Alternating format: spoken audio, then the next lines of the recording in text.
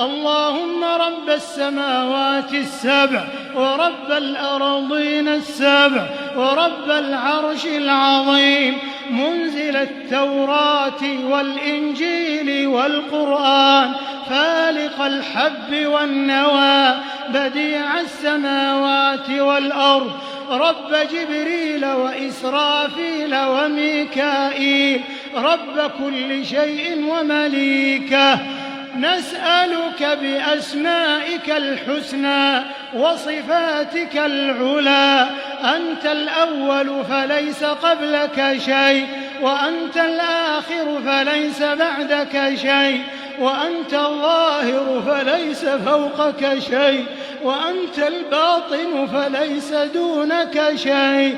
أغننا من الفقر واقض عنا الدين يا رب العالمين.